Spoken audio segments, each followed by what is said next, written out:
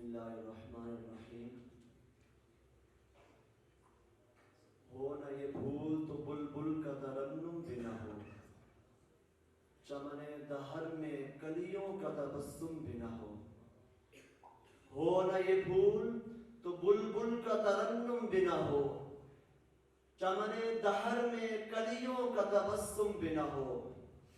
یہ نہ ساقی ہو تو میں بھی نہ ہو، خم بھی نہ ہو، بزم توحید بھی دنیا میں نہ ہو، تم بھی نہ ہو. صدر فہم و ادراک اور ایوان الدار و بیباک ہمارے ایمان کا مرکز و محور دین مصطفیٰ ہے. جب تک امت مسلمان دین مصطفیٰ کے ساتھ منسلک رہی تو اس وقت تک اوج ثریا کی بلندیوں کو چھونے لگی.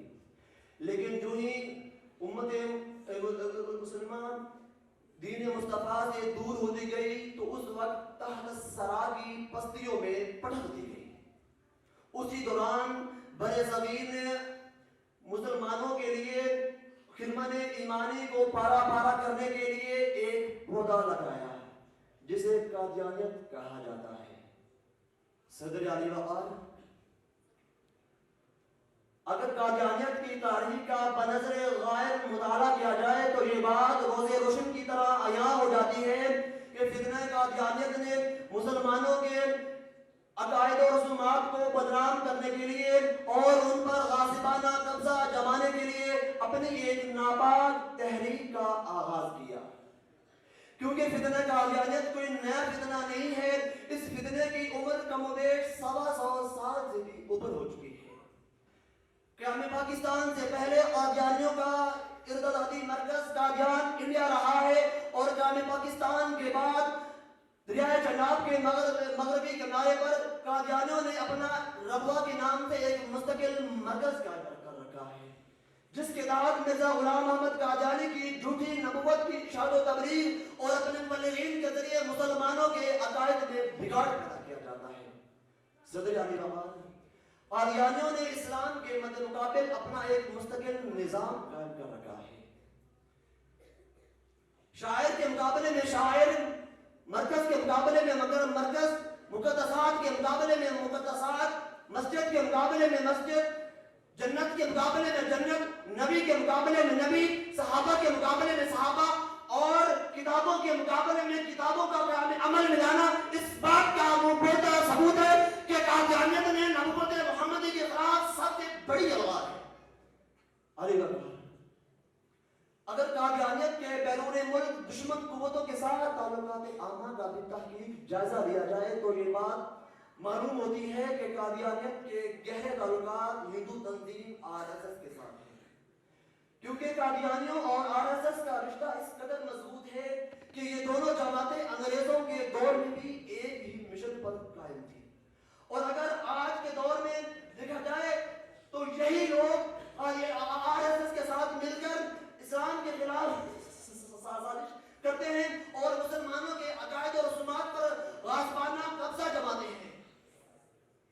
علی وقار جب انگریزوں نے مسلمانوں کی رہنمائی کے لیے مرزا ظفر اللہ قادیانی کو منتخب کیا تو اس وقت بھی ظفر اللہ قادیانی نے وائس آف برٹش امپائر کا کام سر انجام دیا، جس کے نتیجے میں ظفر اللہ قادیانی کو سر کا خطاب دیا گیا.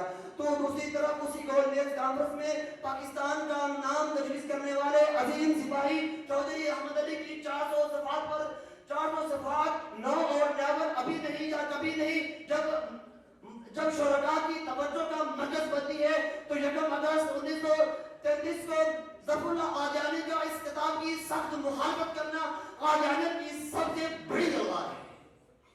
صدر علی وقار 23 مارچ 1940 کی قرارداد لاہور کی سخت مخالفت کرنا، قیام پاکستان کے وقت تقسیم ہند کے وقت ظفر اللہ قادیانی کا پٹھان کوٹ کو پاکستان کی بجائے ہندوستان کے ساتھ منسلک کرنا قادیانیت کی سب سے بڑی الغا ہے.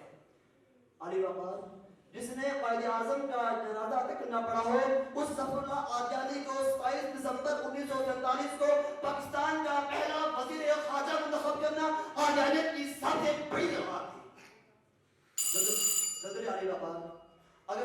सदेबाब का जायजा लिया जाए तो 1974 में तहरीक ख़त्म नबूवत का जब आगाज हुआ तो उस वक्त मौलाना शाह अहमद नूरानी ने कादियानियत के खिलाफ 30 जून 1974 को एक करारदाद पेश की।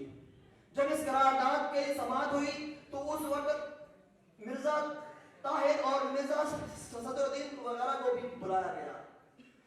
बिलाखिर 7 सितंबर 1974 को एक तारीख 7 फैसला कुन इजलास हुआ और कादियानियत को गैर मुस्लिम अक़ीदत करार देकर तारीख का एक सुनहरी सदेबाब रख दिया गया।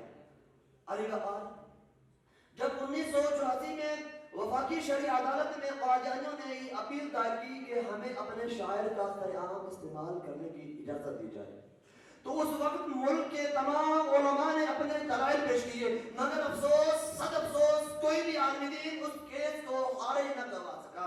बिलाखिर शाइखुल इस्लाम डॉक्टर मोहम्मद ताहिर आदरी ने मुसलसल 3 दिन दलाइल देकर इस केस को खारिज करवाकर तारीख का एक और सदेबाब रकम किया।